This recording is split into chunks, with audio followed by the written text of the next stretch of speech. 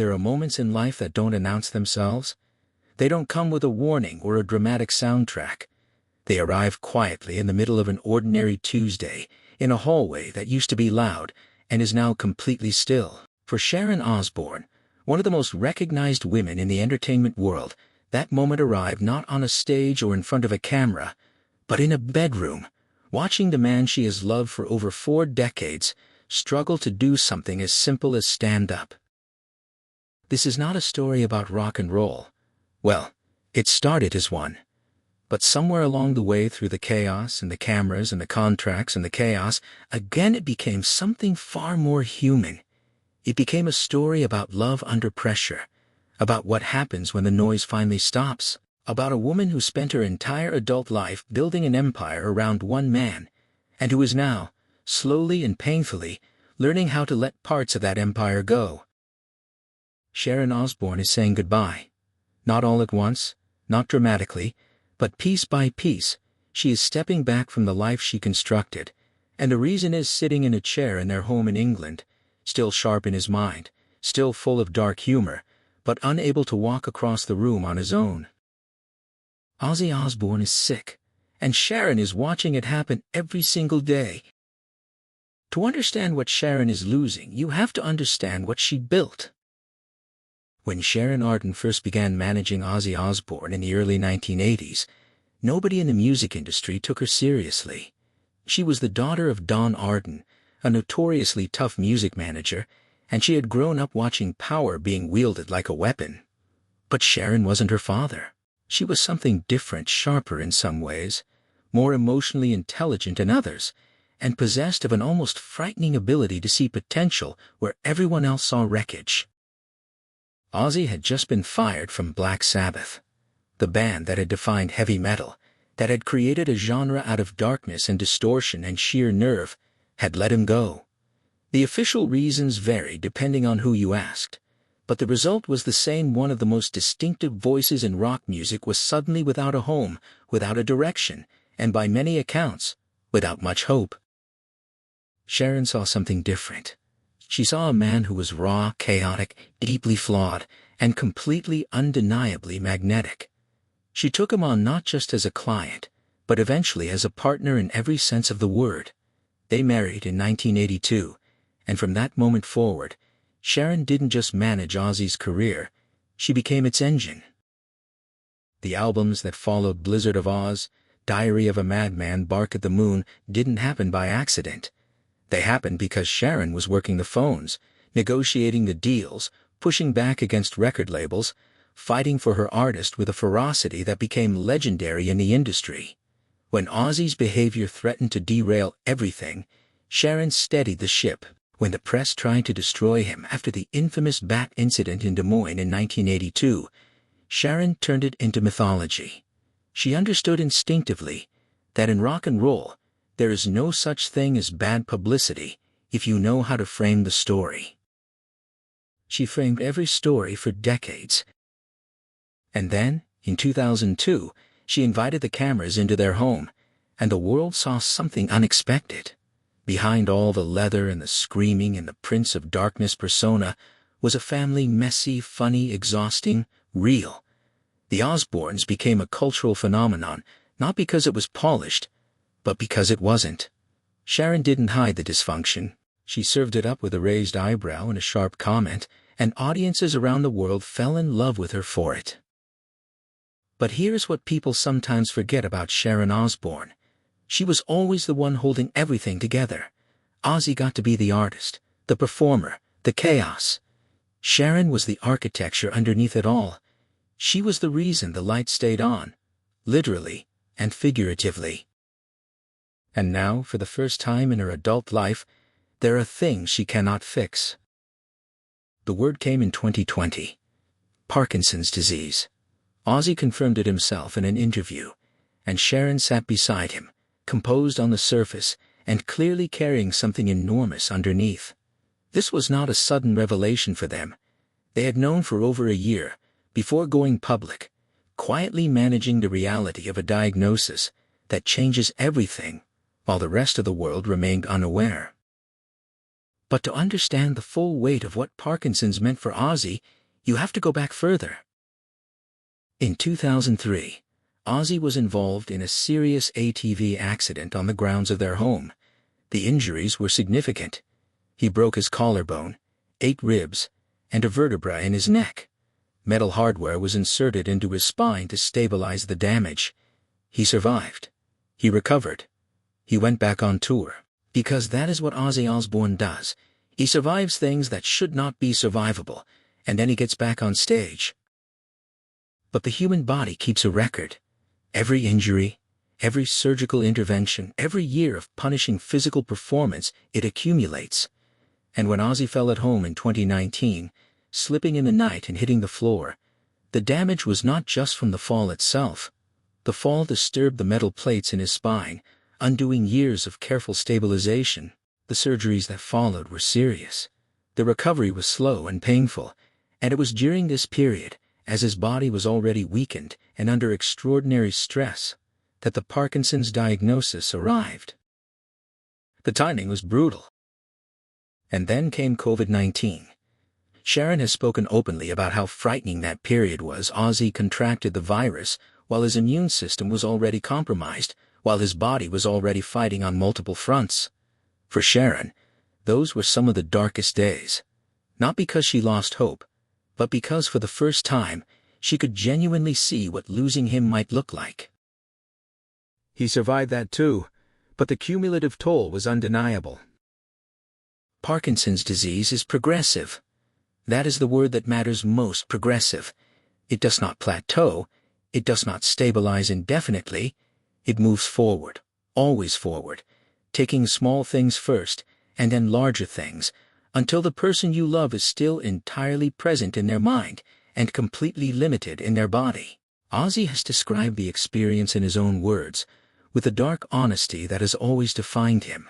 His legs, he has said, feel foreign to him now, heavy, unresponsive, as if they belonged to someone else. He cannot walk without assistance.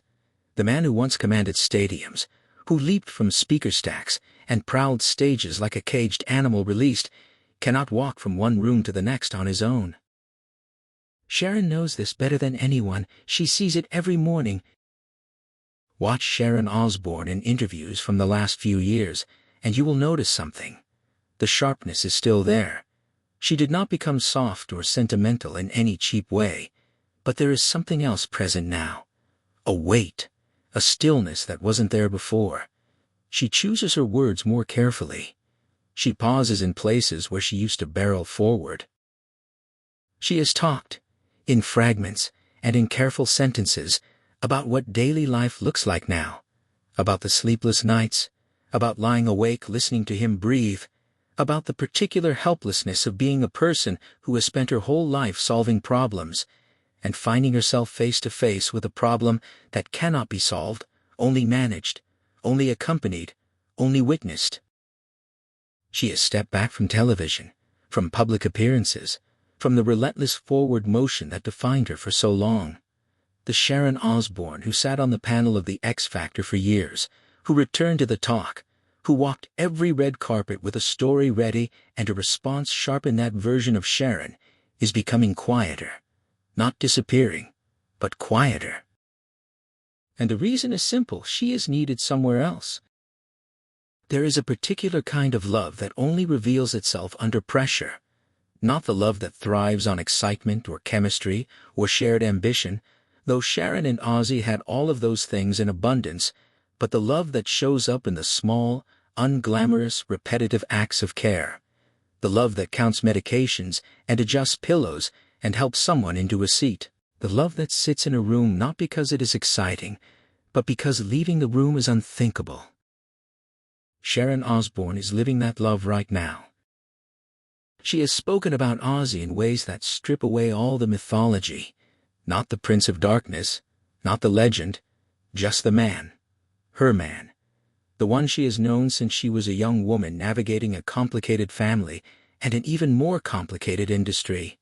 The one who drove her absolutely insane for decades, and who is also the center of gravity around which her entire life has orbited. She has said quietly that this is different from everything else they have been through, and they have been through a great deal. Ozzy's addiction issues, the infidelities, the periods of professional crisis, the health scares through all of it. Sharon remained. She did not stay because the situation was perfect. She stayed because she had decided to stay, and Sharon Osbourne, once she decides something, does not undecide it. But this is different, because this time, there is no version of staying where everything eventually gets better. There is only staying. On July 5, 2025, something remarkable is scheduled to happen in Birmingham, England, something that, given Ozzy's condition, many people assumed would never be possible. Ozzy Osbourne will perform in public one last time, in the city where he was born. The concert has been given the title Back to the Beginning, and the name is not accidental.